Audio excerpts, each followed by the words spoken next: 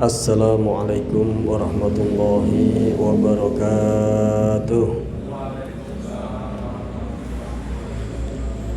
Bismillah, alhamdulillah, wassalatu wassalamu ala rasulillah Sayyidina wa maulana Muhammad ibn Abdillah wa ala alihi wa sahbihi wa man walah, wa la hawla wa la quwwata illa billah. Subhanaka la ilma lana illa ma 'allamtana innaka antal alimul hakim. Rabbi shrah li sadri wa yassir li amri wahlul 'uqdatam min lisani yafqahu qawli wasaddid lisani wahdi qalbi bihaqqi nabiyyika Muhammadin sallallahu alaihi wasallam. Amma ba'd. Sedayanipun para hadirin jamaah Masjid Al-Khazmar ugi jamaah majelis SMS Senin malam Selasa ingkang dirahmati Allah Subhanahu wa taala, wabil khusus al-mukarram Bapak Kiai Zabroni Mahsun ugi sedanipun para asatid, para rawuh ingkang dimuliakan Allah Subhanahu wa taala. Materi pertemuan kajian pada malam hari ini yaitu kitabnya Riyadhus Shalihin, hadis Riyadhus Shalihin, dan materinya masih bab haji. Jadi ini bab haji episode kedua. Bismillahirrahmanirrahim. Nawaitu ta'alluma wa ta'lima wa naf'a wal intifa'a wal ifadata wal istifadata wa tadhakkura wa tadhkira wal hatha ala tamassuki bi kitabillahi wa sunnati rasulihi والدعاء إلى الهدى والدلالة على الخير ابتغاء وجه الله ورضاه وقربه وثوابه. اللهم ارزقنا فهم النبيين وحفظ المرسلين وإلهام الملائكة المقربين. اللهم أغننا بالعلم وزينا بالحلم وأكرمنا بالتقوى وجملنا بالعافية. Bismillahirrahmanirrahim. Wa anhu qala su'ila Nabi sallallahu alaihi wasallam ayyul amal afdal, qala imanun billahi wa rasulih. Qila thumma madza, qala al jihadu fi sabilillah. Qila thumma madza, qala hajjun mabrur. Muttafaqun alaih. Hadis yang selanjutnya yang diangkat oleh Al-Imam An-Nawawi di dalam kitabnya Riyadhus Shalihin di dalam Kitabul Hajj. Hadis yang selanjutnya yaitu hadis nomor 1272. Wa anhu qala su'ilan Nabi sallallahu alaihi wasallam ayyul amal afdal. Wa anhu, dan diriwayatkan juga dari Sayyidina Abi Hurairah radhiyallahu anhu qala, berkata Sayyidina Abi Hurairah, su'ilan nabiyyu ayyul amali afdal. Baginda Nabi sallallahu alaihi wasallam ditanya, ayyul amali afdal, amal apa yang paling utama? Ini kata hadis ini. Qala, kemudian menjawab baginda Nabi, imanun billahi, yaitu iman kepada Allah Subhanahu wa taala, wa rasulihi, dan kepada utusannya Allah Subhanahu wa taala. Qila thumma madza, kemudian ditanyakan, lalu amal apa lagi? Baginda Nabi ditanya begitu lagi setelah pertanyaan yang pertama. Qala, baginda Nabi menjawab, al jihadu fi sabilillah, yaitu jihad di jalan Allah Subhanahu wa taala. Qila thumma madza, kemudian ditanya lagi yang ketiga kali baginda Nabi, lanjut amal apa lagi baginda Nabi yang lebih setelah itu? Qala hajjun mabrur, haji yang mabrur. Muttafaqun alaihi. Hadis ini diriwayatkan oleh Imam Bukhari dan Imam Muslim. Jadi Al-Imam An-Nawawi di dalam kitabnya Riyadhus Shalihin di hadis yang nomor 1272 mengangkat sebuah hadis yang diriwayatkan oleh sahabat Imam Abi Hurairah. Sering kita sudah mendengar sahabat Abi Hurairah itu merupakan raisu ahli suffah, pimpinan daripada ahli suffah. Ahli suffah itu adalah sahabat-sahabatnya baginda Nabi yang rela meninggalkan rumah keluarganya demi menuntut ilmu, mondok nyantri sama baginda Nabi, rela tinggal di emperan masjid. Demi yang penting setiap baginda Nabi duduk menyampaikan ilmu selalu ada, bisa hadir mendapatkan ilmu dari baginda Nabi. Pimpinan ahli suffah yang nomor satu yaitu namanya sahabat Abi Hurairah. Sahabat Abi Hurairah ini sahabat besar, betul, tetapi bukan pembesar sahabat. Kalau sahabat besar iya, Tetapi pembesar sahabat itu Sayyidina Abu Bakar, Sayyidina Umar, Sayyidina Utsman, Sayyidina Ali, kemudian 10 al-mubasysyirina bil jannah, ya kan? Jadi akan tetapi walaupun Sayyidina Abi Hurairah bukanlah sahabat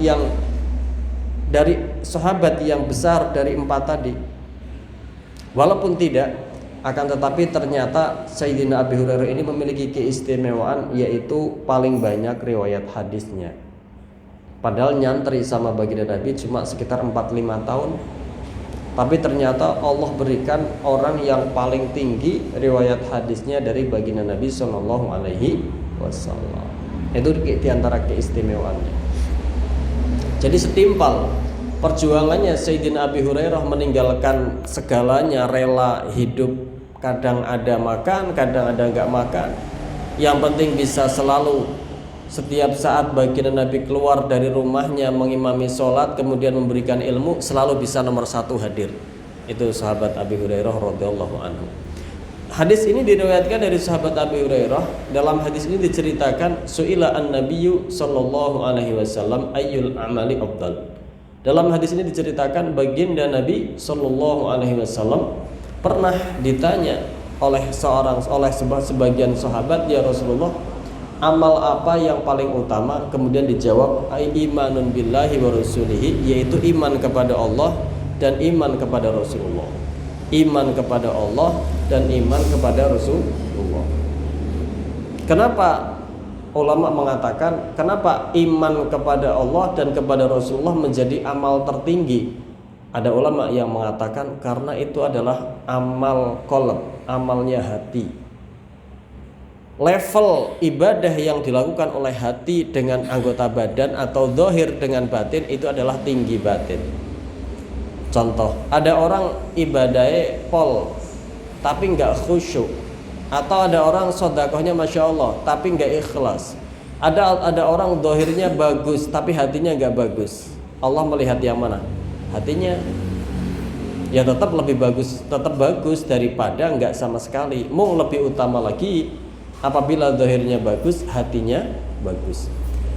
Tatkala iman kepada Allah dan iman kepada utusannya Allah itu merupakan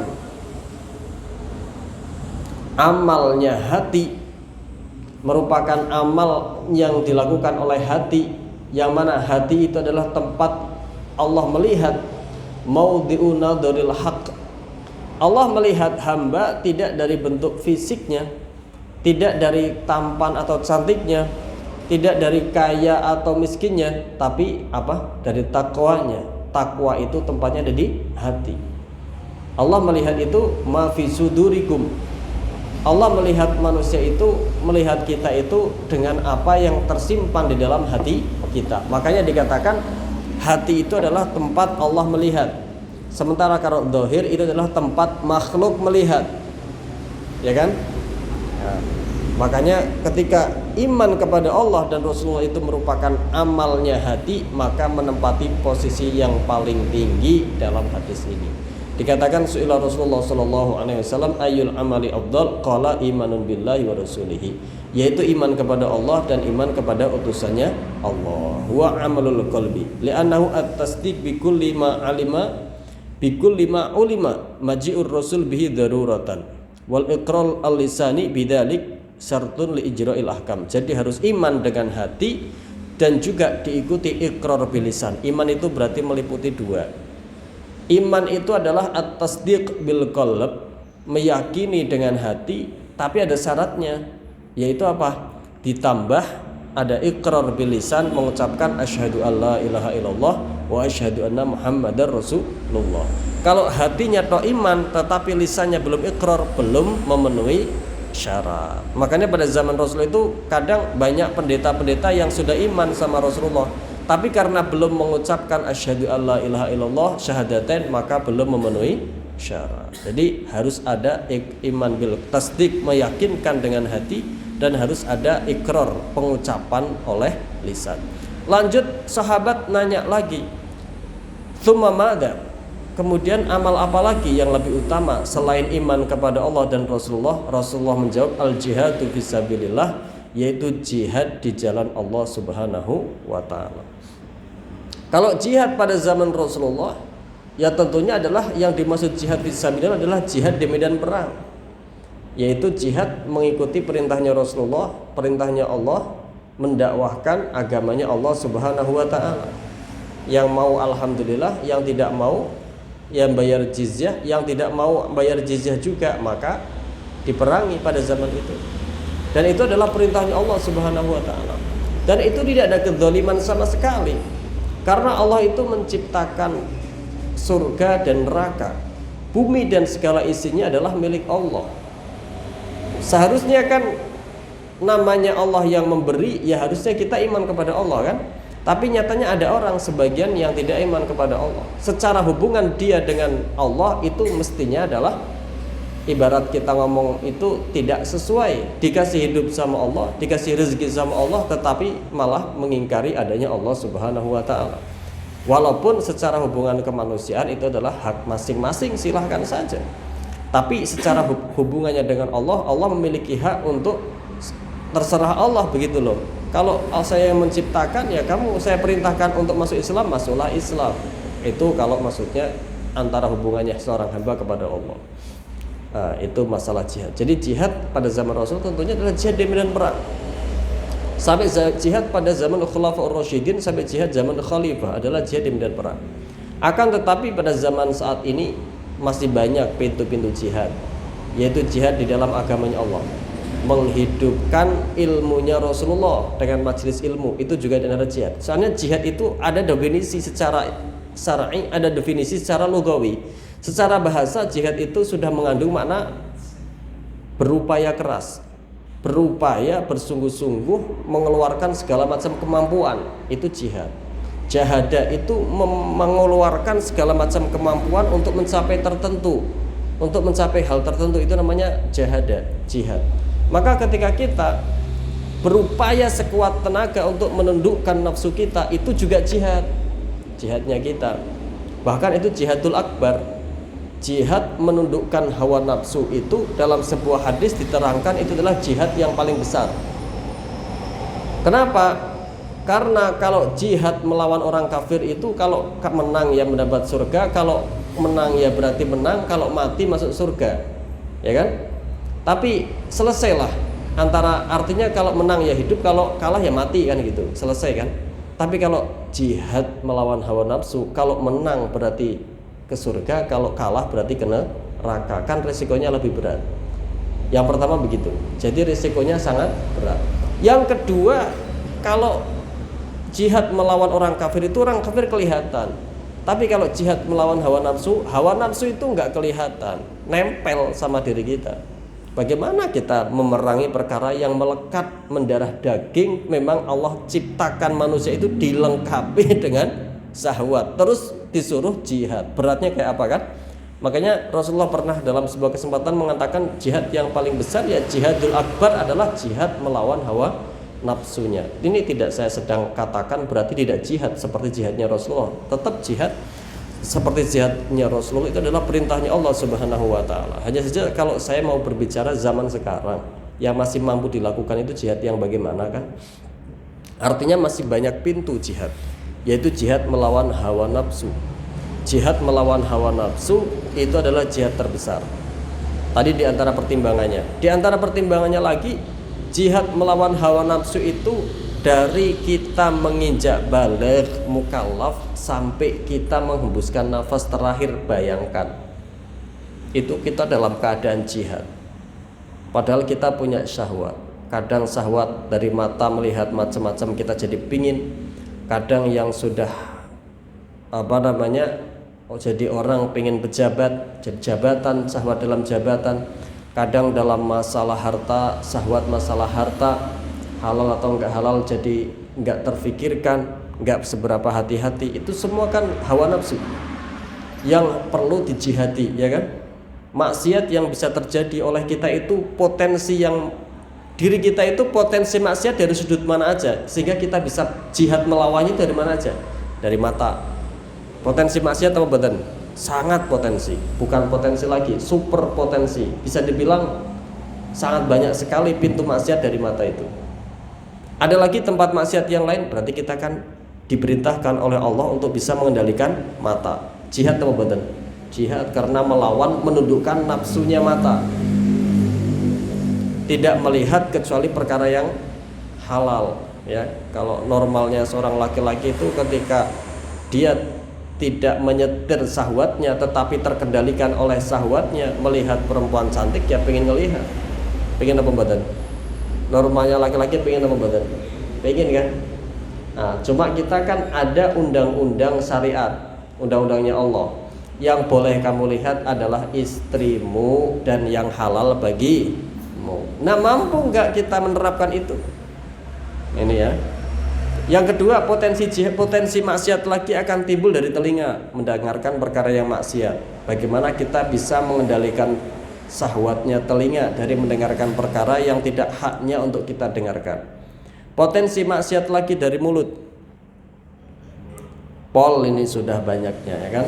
Sehingga dalam sebuah hadis itu sahabat nanya, ya Rasulullah, apakah mulut yang kecil seperti itu bisa menjerumuskan kita ke neraka? Kata Rasulullah, jangan salah kalian. Berapa banyak, atau itu walaupun kecil itu berapa banyak orang tersungkur ke neraka sebab ucapannya. Jadi mulut itu jirmuhu saghir wa jurmuhu kabir. Jirmuhu bentuknya kecil tapi jurmuhu dosanya bisa besar. Itu mulut. Ini juga mengandung banyak sekali potensi dosa dari mulut. Jadi mampu nggak kita mengendalikan mulut kita, lisan kita dari mengucapkan perkara-perkara yang dosa? Mampu nggak kita setir supaya tidak terjerumus ke dalam dosa? Lisan kita ini terjaga. Lisan itu bisa kita gunakan untuk dzikir, berarti bagus. Bisa kita gunakan untuk ngaji, berarti bagus. Bisa kita gunakan untuk membaca Al-Quran, berarti itu bagus. Tapi juga bisa digunakan untuk ghibah, itu dosa. Juga bisa digunakan untuk berdusta, itu juga dosa. Bisa digunakan untuk mengadu domba, itu adalah dosa. Bisa digunakan untuk menfitnah, itu adalah dosa. Nah, mampu nggak kita coba perang lawan nafsunya lisan itu? Mampu nggak kita? Nggak usah mikir yang jauh-jauh. Ini nafsu yang di diri kita itu kita introspeksi, kita koreksi satu persatu. Mampu apa mboten kira-kira kita melawan itu? Nah, itu makanya tidak salah Rasulullah mengatakan jihad yang paling besar adalah melawan hawa nafsu sendiri. Satu, dia nempel di diri kita sendiri, mendarah daging. Yang kedua, ternyata banyak banget komponennya. Ada lagi dari hawa nafsu anggota badan kita yang potensi maksiat ada. Setelah mata, telinga, lisan, ada lagi ada tangan. Apa maksiatnya tangan? Mengambil perkara yang bukan haknya, memukul dengan tidak hak, entah menyakiti orang lain, teman, entah menyakiti istri atau siapa, katakanlah dengan tangan. Bisa nggak? Bisa sekali, ya kan? Atau nulis perkara yang tidak benar, tanda tangan perkara yang tidak pas. Kalau dia seorang pejabat, menandatangani katakanlah sesuatu yang tidak diridhoi oleh Allah, tangan itu maksiat tangan. Mampu nggak kita kira-kira kita mengendalikan tangan? Nah, itu juga PR kita. Itu juga yang semestinya kita jihadi. Ada lagi, ada kaki. Ini kita koreksi yang anggota zahir dulu. Kaki ini potensi maksiat, potensi. Kalau kita gunakan langkah untuk majelis ilmu, maka ibadah. Kalau kita gunakan untuk sholat jamaah, maka ibadah. Tapi kalau digunakan untuk hadir konser, maka maksiat. Digunakan untuk hadir dangdutan, mengunjungi dangdutan. Menyaksikan apa mengunjungi? Maka itu adalah, mampu nggak kira-kira kita menahan kaki? Digunakan untuk mendatangi kemaksiatan, kakinya melangkah kepada tempat maksiat. Kita mampu nggak mengendalikan kaki kita untuk memalingkan dari maksiat, tapi selalu menuntunnya kepada taat? Kaki itu dilangkahkan ke taat, ke sholat, ke ngaji, ke sedekah, ke silaturahim, ke ziarah teman-teman orang-orang yang lebih tua, ke ziarah kiai. Mampu nggak melangkahkan kaki ke situ atau tidak? Nah, itu juga jihad yang perlu kita pikirkan. Ada lagi, ada perut. Ini yang dohir-dohir dulu. Perut ini juga potensi maksiat, karena syahwatnya perut ini kalau lagi lapar apa aja pengen ya kan? Orang kalau masih sehat, alhamdulillah, terus lapar, lihat apa aja rasanya pengen masuk. Padahal kalau sudah diisi nasi sepiring 2 piring udah nggak muat, ya kan? Bisa nggak menahan perut ini dari makanan yang tidak halal? Bisa nggak itu? Kalau kita bisa, ya, jadi kalau kita isi dengan halal, kemudian kita niatkan sebagai kekuatan untuk ibadah, maka ibadah. Untuk taat, maka ibadah. Tetapi kalau diisi dengan perkara yang haram, dengan perkara yang tidak dihasilkan tidak dengan halal, maka itu adalah maksiatnya perut. Jadi bisa nggak kita itu? Nah itu loh rentetan daripada jihadun nafs, jihad melawan hawa nafsu. Ternyata banyak banget. Masih ada lagi, ada lagi, belum habis. Itu baru dohir. Ada perkara lagi yang potensi maksiat tapi batin, yaitu al-qalbu, hati. Apa maksiat hati? Maksiat hati itu ujub, merasa dirinya paling hebat. Apalagi al-kibru, sombong, merasa sombong. Apalagi al-hasad, dengki. Apalagi ar-riya, pengen dipuji orang, pamer. Itu semua maksiat hati. Itu adalah semua maksiat hati.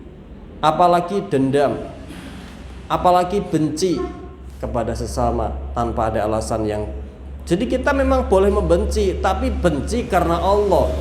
Boleh mencintai, tapi mencintai karena Allah. Benci karena Allah, yaitu ketika syariatnya Allah tidak diindahkan, kita itu dianjurkan untuk membencinya karena kemaksiatannya tadi, bukan kepada orangnya. Ada orang melakukan kemaksiatan, sebelumnya dia adalah teman kita, karena ketika setelah dia melakukan kemaksiatan, kita perlu benci, tapi benci perbuatannya karena Allah. Ada orang setelah dia, buktinya karena Allah, setelah dia meninggalkan kemaksiatannya, kita deketin lagi. Ada namanya cinta karena Allah. Ada orang soleh, saya nggak pernah ditolong sama sekali sama orang itu, orang kenal aja belum, tapi saya meyakini dia itu orang soleh, maka saya cinta kepada orang itu. Itu namanya cinta karena Allah Subhanahu wa taala. Ada orang di sana, dia menghidupkan majelis ilmu, atau dia menyantuni anak yatim ribuan, atau dia membuat pondok pesantren yang akhirnya menjadi orang-orang ini tahu sholat. Walaupun saya tidak kenal sama sekali sama orang itu, tapi saya lihat amalnya adalah amal yang soleh, maka saya cinta sama orang itu karena Allah Subhanahu wa taala, karena amalnya. Itu namanya cinta karena Allah, benci karena Allah.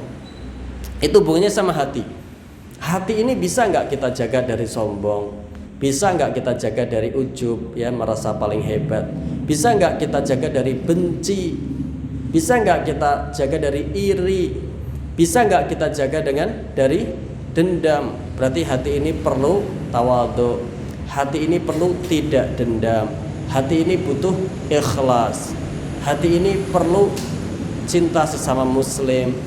Hati ini perlu benci kepada kemaksiatan, gak boleh ridho kepada kemaksiatan. Bisa pembuatan kita memanage hati seperti itu. Itulah tugas kita, menundukkan hawa nafsu. Itu yang dimaksud al-jihad, jihadun nafsi, jihad melawan hawa nafsu. Jadi jihad bisa di medan perang, dan itu tidak diragukan lagi, itu adalah perintah Allah Subhanahu wa taala. Kalau memang ada imamnya, pada zaman Rasul ada Rasulullah, pada zaman Khalifah ada imam ada Amirul Mukminin, pada zaman setelahnya juga ada pimpinan orang Islam. Akan tetapi jihad di dalam Islam itu ada aturannya, tidak semena-mena. Ya, perempuan tidak boleh dibunuh, tidak boleh dilukai, orang tua tidak boleh dilukai, anak kecil tidak boleh dilukai. Itu pun setelah ada pemberitahuan, itu pun setelah setelah mereka benar-benar menentang, tidak mau membayar jizyah, gitu ya. Ada kalanya jihad itu fardu kifayah. Fardu kifayah itu kalau ada dari sebagian umat Islam yang sudah melaksanakannya, maka gugur dosa semuanya. Ada kalanya jihad itu fardu ain. Fardu ain itu kalau orang kafir harbi telah melakukan penjajahan ke negeri muslim. Pada zaman dulu, ya, orang kafir harbi telah melakukan penjajahan ke negeri, telah masuk mengobrak-ngabrik negeri muslim, itu baru menjadi fardu ain. Tapi kalau tidak, fardu kifayah. Ya, saya sekarang mau memberikan penjelasan yang realistis saja, yaitu jihadun nafsi, yang mampu kita lakukan sekarang, dan itu hal yang sangat penting dan tidak bisa diremehkan, adalah jihad melawan hawa nafsu. Dan masih banyak lagi jihad-jihad yang lain, yaitu jihad menghidupkan agamanya Allah. kita membuat majelis ilmu atau ikut meramaikan majelis ilmu dengan niat menghidupkannya agamanya Allah, itu adalah juga jihad. Yang orang kaya punya hartanya kemudian disisihkan untuk membangun madrasah, membangun pondok pesantren, membangun masjid dengan diniatkan karena menghidupkan agamanya Allah, itu juga jihad. Masih banyak lagi lah, masih sangat banyak pintu jihad. Orang mencari ilmu itu juga jihad karena ingin menghidupkan agamanya Allah Subhanahu wa taala. Lanjut sahabat nanya, tsumma madza? Lanjut apalagi amal yang paling utama itu setelah dua tadi, yaitu hajjun mabrurun, yaitu haji yang mabrur, haji yang diterima oleh Allah Subhanahu wa taala. Hajjun mabrurun, yaitu haji yang mabrur. Memangnya haji mabrur itu haji yang bagaimana?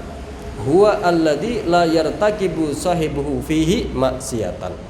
Haji yang mabrur itu haji yang mana orang yang berhaji tidak melakukan kemaksiatan sama sekali ketika melakukan ibadah haji. Itulah haji yang mabrur.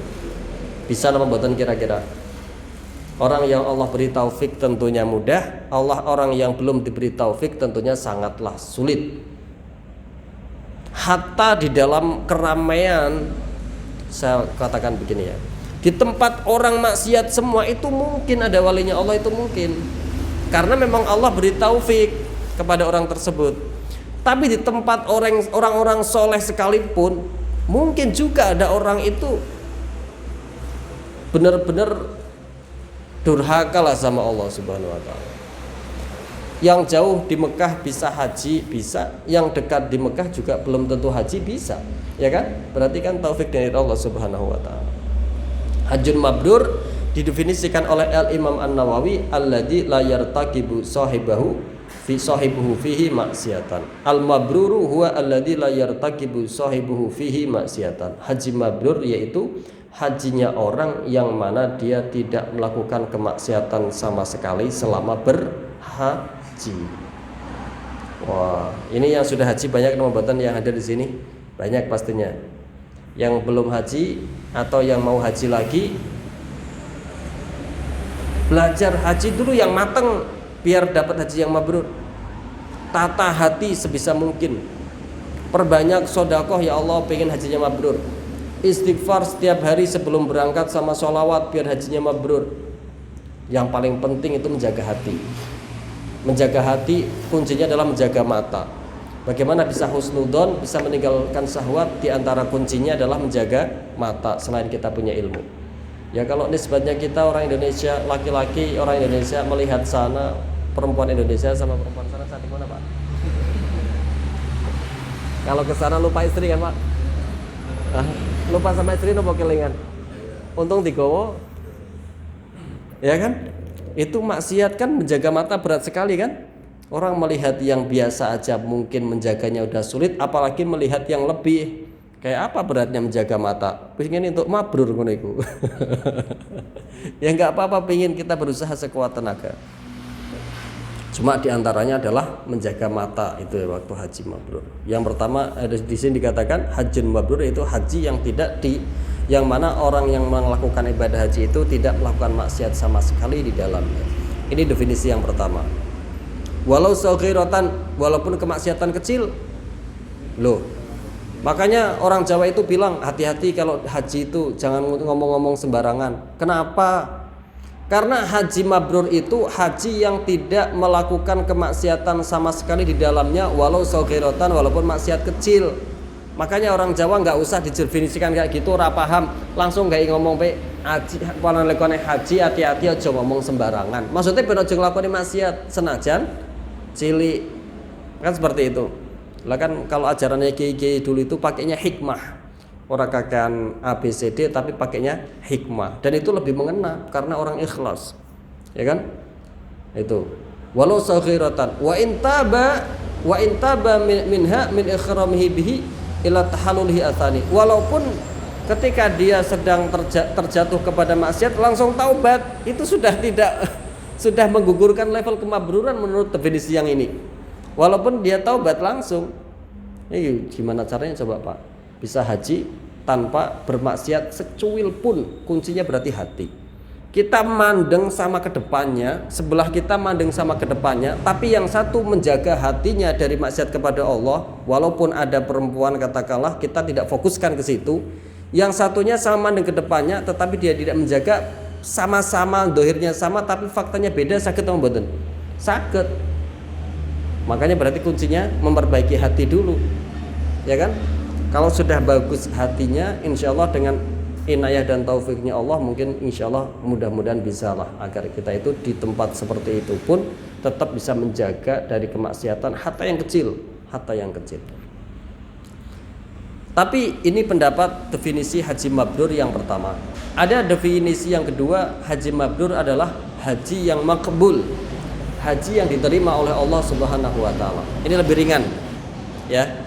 Artinya bagaimana kaifiyahnya terserah Allah. Pokoknya selama haji ini diterima oleh Allah, itulah haji yang mabrur. Ini definisi yang kedua. Ada nggak Pak Ustadz alamat-alamatnya haji mabrur? Ulama mengatakan wa alamatul qabul ayyarji'a khairan mimma kana alaihi bi ayyasiru abidan ba'da an kana ghafilan. Tanda-tandanya hajinya diterima oleh Allah Subhanahu wa taala, pulang setelah haji itu agamanya lebih bagus, akhlaknya lebih bagus, cintanya kepada taat lebih banyak, benci tidak sukanya kepada maksiat semakin kuat. Bi an yasiru abidan ba'da an kana ghafilan. Setelah pulang dari haji, jadilah orang itu selalu ingat ahli ibadah kepada Allah, padahal sebelum haji dia itu orang yang ghafilan, yang lalai kepada Allah Subhanahu wa taala. Oh, itu diantara alamat haji yang mabrur. Tapi ingat, jangan kita menilai, hak menilai bukan kita ya, hak menilai Allah. Jangan kita menilai tetangga kita. Wah, kayak potongannya orang, jangan.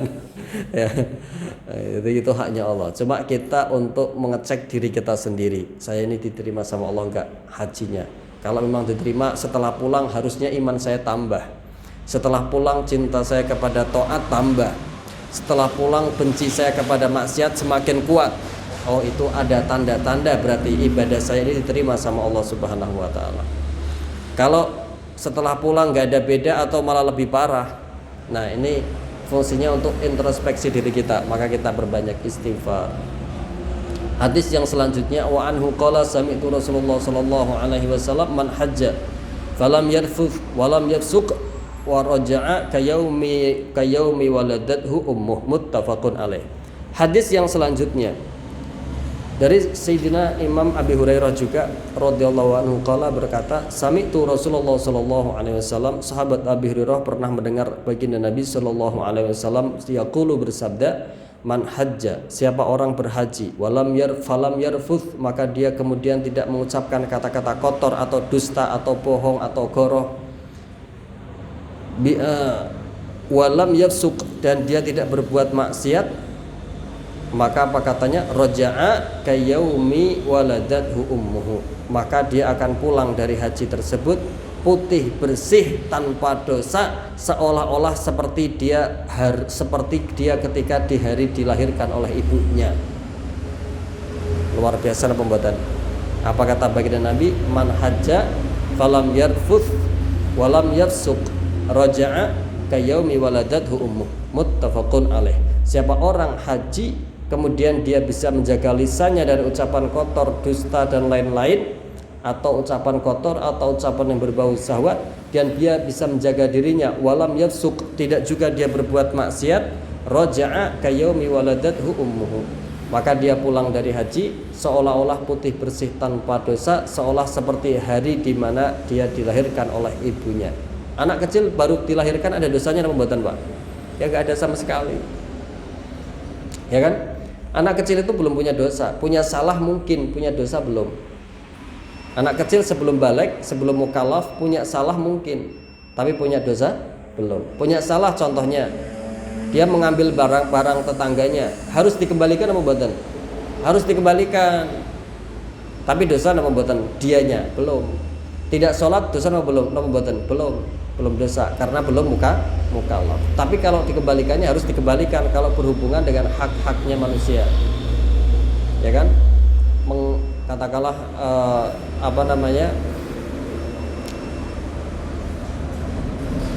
HP dijatuhkan ke kolam sama anak kecil, sebenarnya ada dendanya itu. Walaupun anak kecil, yang denda siapanya, bapaknya. Kalau di kitab itu contohnya begini, anak kecil katakanlah ya, membunuh atau membuat, katakanlah ada seekor binatang ternak, kambing atau kebo ya, dibunuh entah pakai apa sama anak kecil, entah diracun atau apa, maka ada dendanya. Nama buatan, iya ada dendanya. Tak contohkan zaman sekarang lah, anak kecil ngambil HP punya orang dibuang ke air, akhirnya mati, ada dendanya harusnya. Walaupun anak kecil belum menyandang kalimat dosa, karena itu berhubungan dengan hak-haknya adami, berhubungan dengan mal, benda, harta benda ya, belum dosa sih belum, tetapi kalau berhubungan dengan harta benda ya perlu ada dikembalikan, ada gantinya baru enggak. Jangan terus wah mau nggak mau harus dikasih yang baru, kalau enggak juga. Sampainya jangan over juga. Yang berhubungan jangan over juga, gantinya itu sesuai harga waktu dirusak. Itu udah second berapa, 3 tahun, paling harganya sudah sekian, itu gantinya seharga waktu dirusak, bukan harga yang baru. Itu ya, jadi kadang over juga di kita itu. Jadi fikih itu benar-benar bijaksana. Muttafaqun alaihi, ini hadis disepakati Imam Nawawi dan Imam Bukhari dan Imam Muslim. Falam yarfuth man hajja, siapa orang berhaji, falam yarfuth, kemudian tidak berkata-kata kotor atau berkata-kata dusta ya, tidak berkata kotor, tidak berkata dusta. Walam yafsuk, tidak menerjang dosa besar atau tidak terus-menerus menerjang dosa kecil. Tidak dosa besar, tidak juga terus-menerus atas dosa kecil. Roja'a, maka dia pulang dari hajinya diampuni segala dosa-dosanya, dibersihkan dari dosa-dosanya, kayaumi waladathu ummuhu, sebagaimana di hari ia dilahirkan oleh ibunya bersih tanpa dosa. Muttafaqun alaihi, ini hadis muttafaqun alaihi. Hadis selanjutnya, wa anhu anna Rasulullah sallallahu alaihi wasallam, hadis diriwayatkan oleh sahabat Abi Hurairah juga, al umrah ilal umrah kafaratun lima bainahuma wal hajju al mabrur laisa lahu jazaa'un illal jannah. Hadis yang selanjutnya diriwayatkan dari sahabat Abi Hurairah juga, anna Rasulullah sallallahu alaihi wasallam, bahwasanya Rasulullah sallallahu alaihi wasallam itu qala, bersabda, al umrah ilal umrah, umrah yang satu ke umrah yang dua, ke umrah yang berikutnya, kafaratun, itu adalah pelebur dosa, 5 atas dosa-dosa, bainahuma, antara 2 umrah tadi.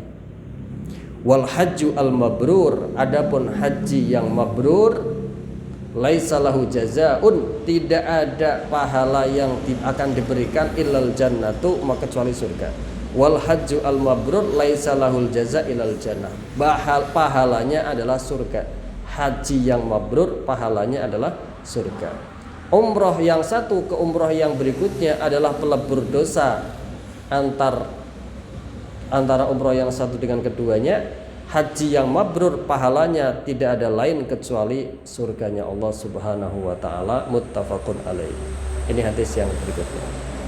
Umrah itu memangnya lama, butuh waktu lama kayak haji setahun sekali apa enggak Pak Ustaz? Enggak, umrah itu 2 jam selesai. Kalau haji setahun cuma sekali. Ada mungkin enggak orang bisa haji 2 kali dalam setahun? Mungkin apa mboten?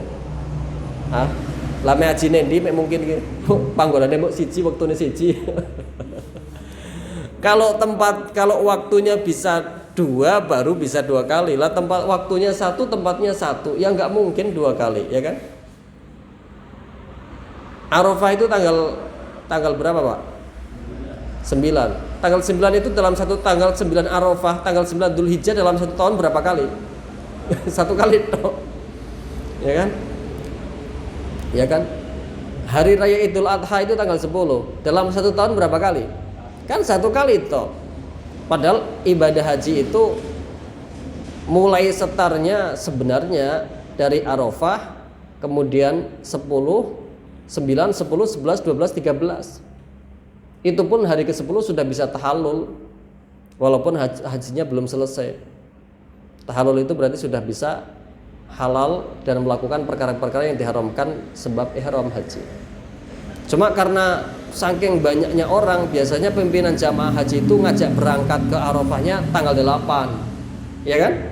tanggal berangkat ke Arafahnya tanggal 8, tanggal 7. Juga kan ada banyak kesunahan yang dikerjakan pada tanggal 7 8. Ya kan? Nanti tanggal 8 itu sudah di Arafah. Malam 9 nginep di Arafah. Nanti hari ke-9-nya sore atau habis maghrib berangkat ke Muzdalifah.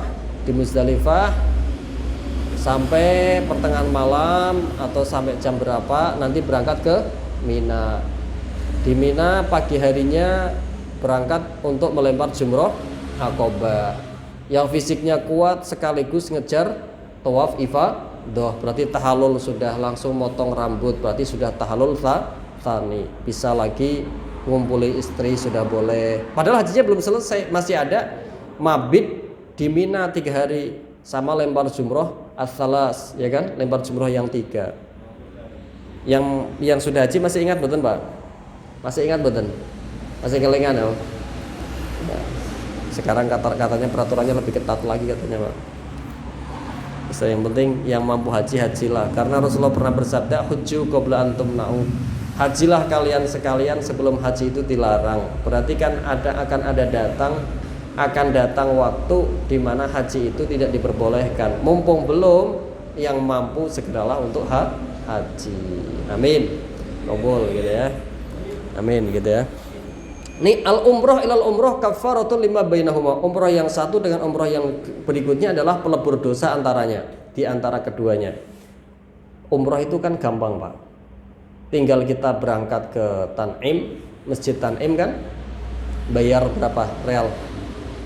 1 real atau 2 real? 5 real. 15? Enggak Pak. 5 dihapusi sama 15.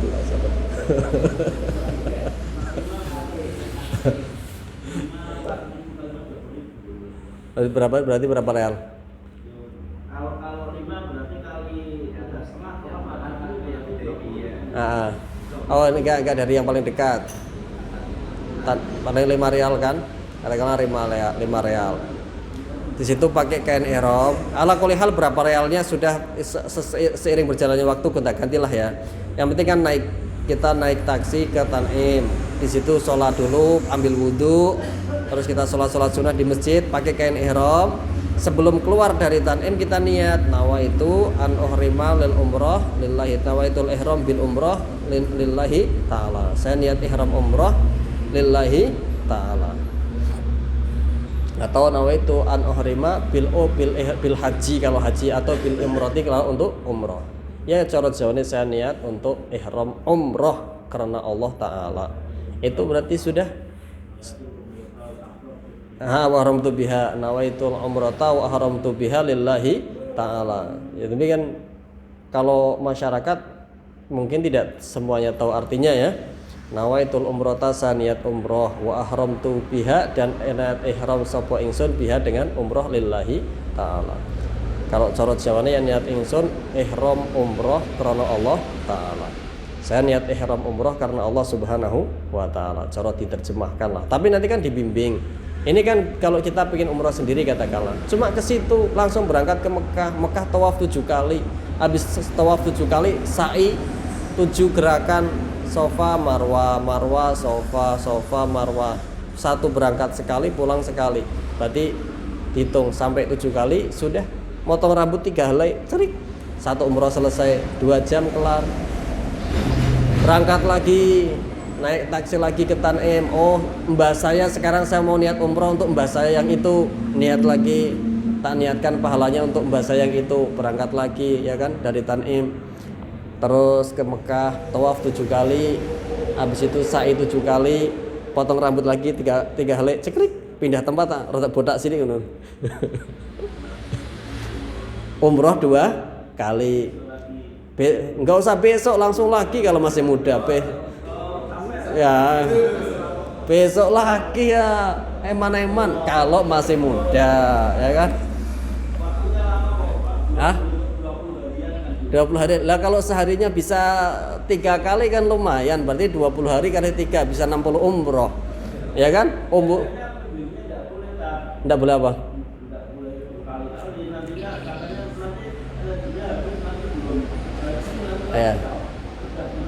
Ya.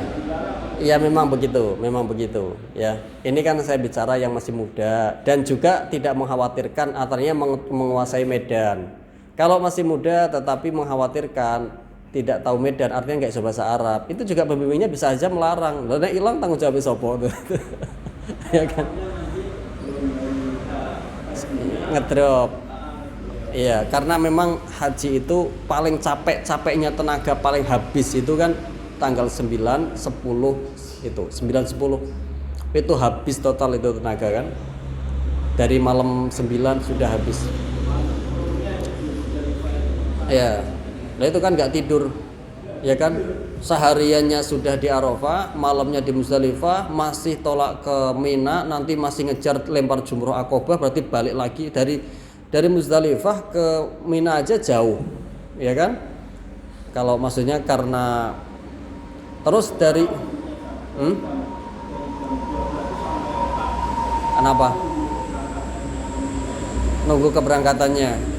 Iya.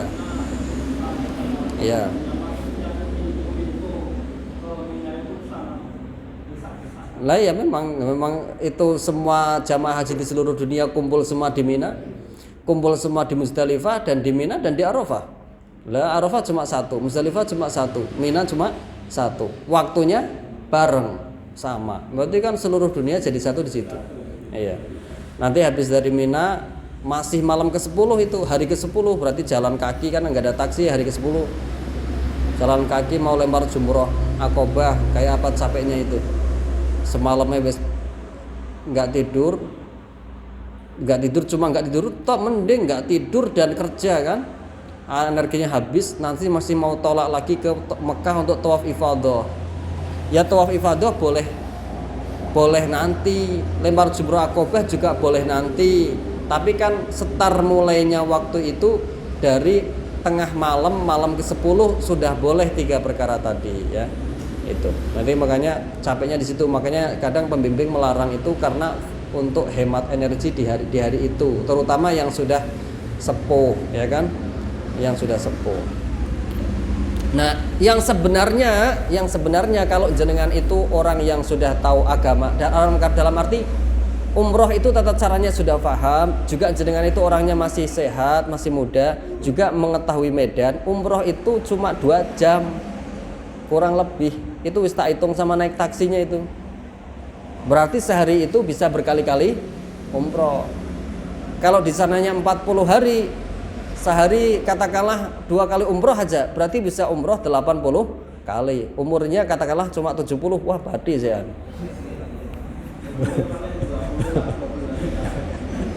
Ya kan?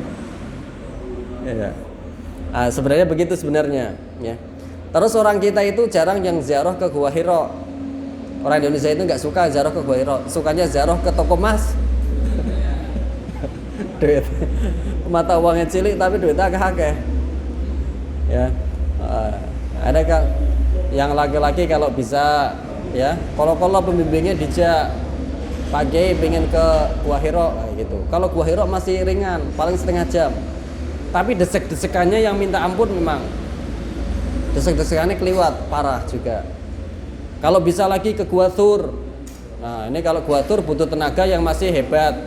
Karena kalau Gua Thur itu kurang lebih naiknya sekitar 2 jam. Jalannya terjal lagi. 2 jam itu mungkin lebih ya. Jalannya batu-batu terjal. Itu Rasulullah dulu sama Sayyidina Abu Bakar ke situ loh. Kayak apa coba? 1400 tahun yang lalu. Sekarang aja tak matne, dalannya masih terjal, curam, batu pecah-pecahan. Itu sekarang. Apalagi 1400 tahun yang lalu. Rasulullah sama Sayyidina Abu Bakar waktu dikejar-kejar sama orang Quraisy, ya di situ di Gua Thur itu. Kadang nggak masuk akal gitu. Gua Thur itu jadi batu, Pak. Batu gede, batu yang posisinya itu di gunung yang paling tinggi. Di gunung itu yang paling tinggi itu ya Gunung Gua Thur itu. Bawah batu tadi ada guanya. Ya cukup untuk 2-3 orang. Pintu masuknya kecil, di dalamnya longgar. Tapi kalau ditengok dari atasnya itu sebenarnya kelihatan. Itu Rasulullah sama Sayyidina Abu Bakar berhari-hari di Gua Thur. Yang ngirim makanan setiap harinya siapa? Putranya Sayyidina Abu Bakar. Abdurrahman bin Abu Bakar. Kayak apa perjuangannya sahabat atau Rasulullah dan sahabat pada zaman dulu. Kita ini ya Allah Gusti. Tinggal hadir ngaji tok lah beratnya ya kan ya. Padahal kalau lihat perjuangannya Rasulullah kayak apa itu? Dikejar-kejar orang Quraisy, naik ketangkep udah di penjara Pak, dipateni.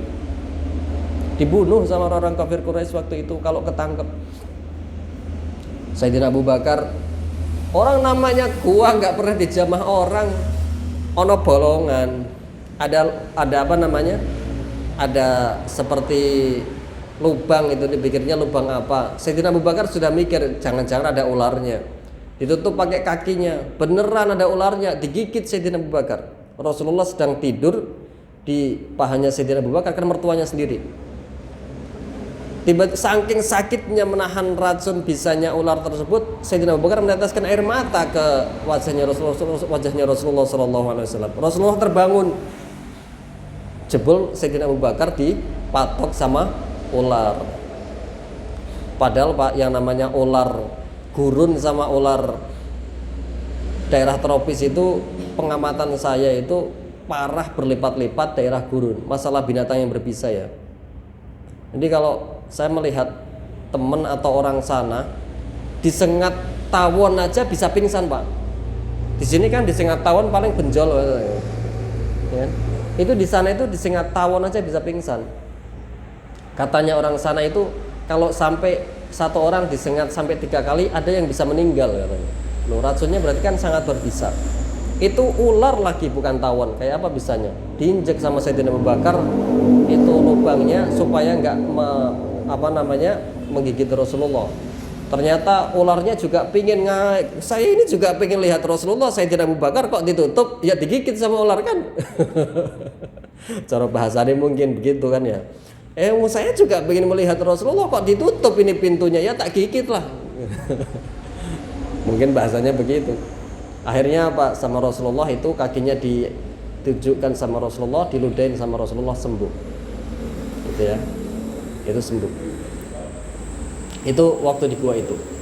Itu katanya orang kafir Quraisy yang mengejar Sayyidina Abu Bakar ke situ. Kalau tanahnya itu tanah pasir ya kelihatan jejaknya Pak ya. Tanahnya itu tanah batu. Bagaimana kita itu bisa mendeteksi kalau Sayyidina Abu Bakar dan Rasul itu lewat situ, bagaimana ceritanya coba?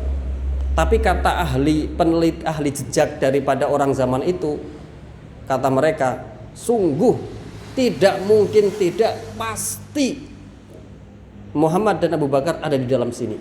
Diteliti itu Pak jejaknya. Pasti.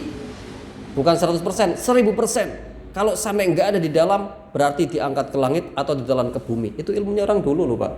Enggak pakai anjing pelacak, enggak pakai apa, hebat seperti itu. Yo nek dalane pasir tanah bisa dideteksi. Ya kalau pakai anjing pelacak bisa. Ini enggak. Jalannya bebatuan. Artinya kalau jalan bebatuan itu enggak ada jejaknya kan?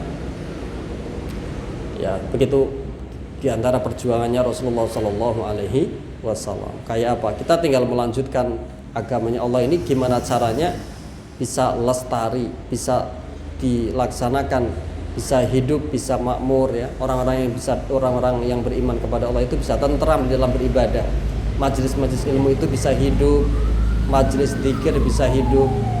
Jadi benar-benar menghidupkan agamanya Allah, tuntunannya Rasulullah semampu kita, disesuaikan dengan lingkungan kita tanpa memaksakan, artinya kondisional dengan lingkungan, tetapi tidak gampang. Itu bagaimana? Itulah tugas kita. Jadi ya nggak ada apa-apanya ya kita dengan, Masya Allah perjuangannya mereka. Kalau kita mungkin merasa capek dengan perjuangan, dengan hadir ngaji, ingat kayak apa perjuangannya Rasulullah dengan para sahabat, luar biasa. Sallallahu alaihi Muhammad. Ini umrah ilal umrah kafaratun lima bainahuma wal hajju al mabrur laisa lahu jazaa'un ilal jannah. Haji yang mabrur itu tidak ada balasannya kecuali surga. Itu ya. Yahtamilu ayyakuna min jazaihi ilhamu sahib atau min kulli dzambin. Di syarahnya diterangkan bisa juga kemungkinan di antara balasan haji yang mabrur itu Allah akan memberikan ilham kepada orang tersebut sehingga dia itu akan diberikan taubat oleh Allah yang sebenarnya dari dosa-dosanya. Kalau zaman sekarang kan banyak orang dosa Pak. Di mana-mana banyak orang itu yang dosanya banyak kemudian taubat. Ada ulama yang memaknai haji yang mabrur itu bisa juga dimaknai seperti ini. Mungkin setelah haji Allah itu memberikan dia taubat yang sebenar-benarnya, yang sebenar-benarnya dari dosa, dan memberikan taufik untuk taubat. Dan setelah itu diberikan penjagaan untuk tidak kembali lagi kepada maksiat yang pernah lakukan. Nah, ini mudah lah. Ini sesuai lah dengan keadaan yang zaman sekarang. Maka dengan demikian ketika dia sudah menjadi orang yang seperti itu, fayadkhulul jannah ma'al faizin, maka akan masuk surga bersama orang-orang yang beruntung, gitu ya.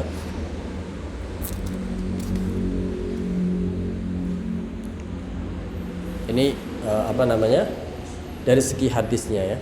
Kemudian sedikit saya akan membahas dari segi fikih, karena ini fikih itu juga penting ya. Jadi ngaji hadisnya sudah habis ya waktunya. Ya sudah, saya cukupkan dulu. Ini ternyata sudah 1 jam ya. Insya Allah pertemuan berikutnya nanti baru kita akan selingi dengan fikih ya. Kemarin syarat-syaratnya istiqomah itu sudah, nanti kita akan membahas hadis, juga kita selingi fikihnya, rukun-rukunnya haji dan lika-likunya atau syarat rukunnya haji yang diperlukan untuk diketahui itu apa aja. Untuk hari ini sekian dulu. Wa'alaikum minkum. Barangkali ada sabtu lisan, barangkali ada salah mengucapkan atau ada kurang sopan, mohon dimaafkan. Wa'alaikum minkum. Wassalamualaikum warahmatullahi wabarakatuh.